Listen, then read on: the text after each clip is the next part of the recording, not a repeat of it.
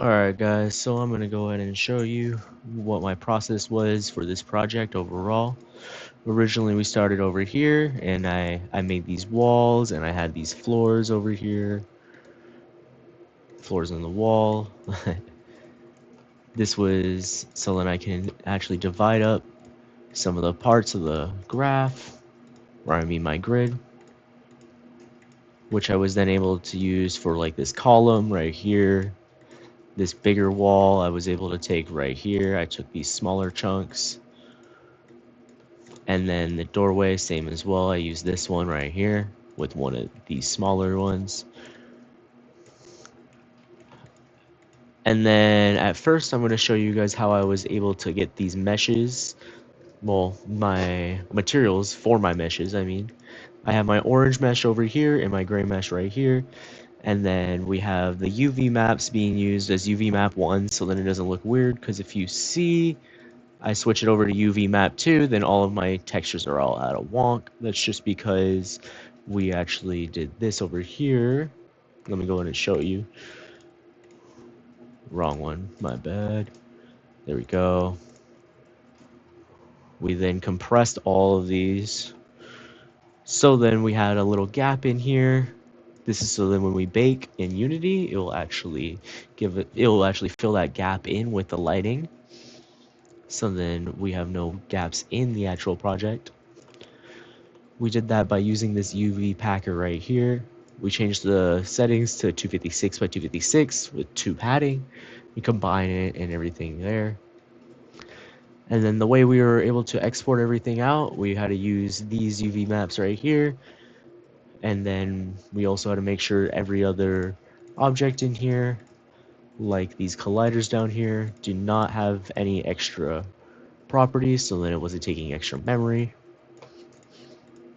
That's what we did with all of them, besides these top ones that are actually the whole mesh.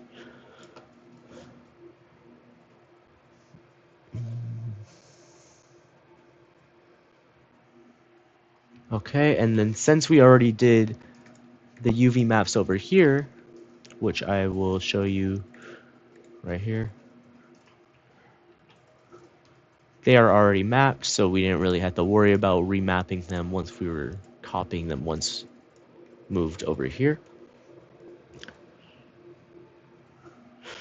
And then as I showed you with the shader graph, the way that we use it is we have our gray mesh, which we imported from our files, and then we have our orange base, which we also imported from our files, and I have this one for the gray. As you can see, it says gray base, and then this one has gray, and then it also has the orange. Let me just actually get on the material. And then this is the orange one, which we use the orange texture right there.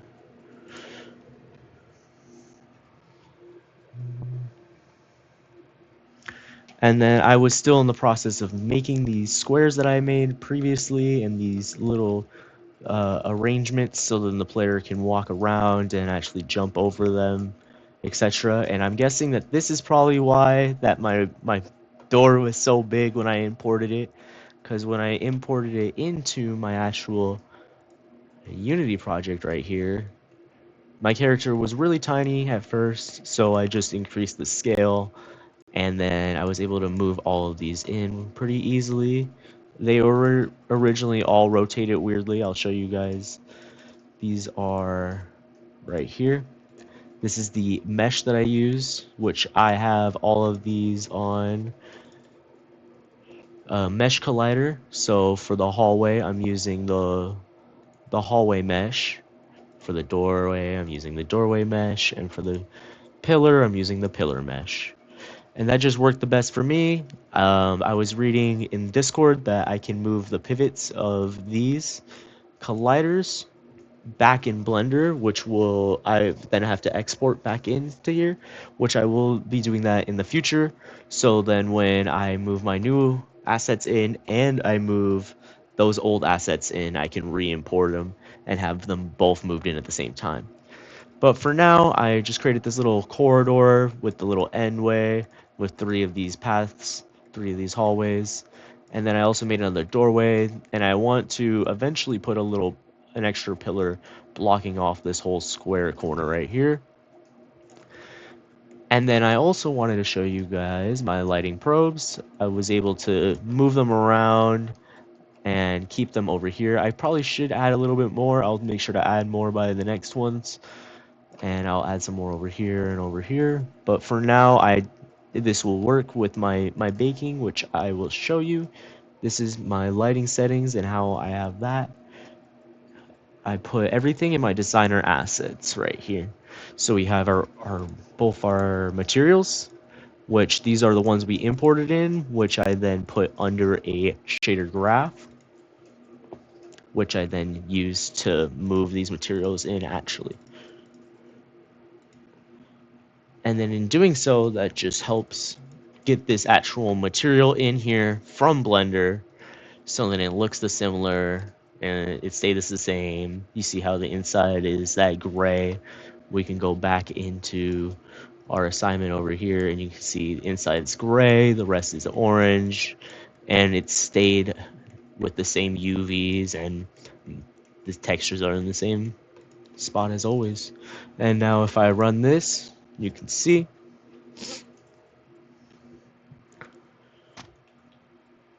because I scaled him up, the field of view could use some increasing, but after baking, I'm still noticing that I have this little gap that I do want to fix, hopefully for the next ones. There's like a gap here as well. Thankfully, you can't actually fall in it, so I don't really think it's that big of an issue. But as you can see over here, to fill that gap, I just moved these without snapping. For my other parts, oh, for the other parts of these walls, I use snapping. I made sure to have it in a snapping of 0.25. This was just the best to keep them in line. But as you can see, there is still some gaps, which I had to turn off snapping to actually fix over here. I wasn't sure if there was a way to fix that other than that, so I only did it right at the end. Since I figured this was the end of the corridor, it wouldn't really matter that much. But I do want to continue adding on to this world and area. And then another thing I was doing was all of my objects in my inspector, I needed to make sure they were set to static because I already like exported them and then I brought them in here and then I started building out this whole layout and then I completely forgot to mark them as static, so I had to then go individually on each of these and mark them as static after the fact. So make sure you do that on the first one and then duplicate them because that would cause a little bit of an issue originally with my lighting. But after I was done with that, I was able to get my lighting maps all worked out and I think everything looks all nice. Check them out, check them out. It's a little dark in here as you can see. Maybe I'll increase the lighting a little bit. And then I will also show you guys my little reflection probe, which I have expanded across this whole little area. And as I add more walls and more rooms over here, I will definitely expand this out as well. And I believe, yeah, that is everything. So thank you guys for watching.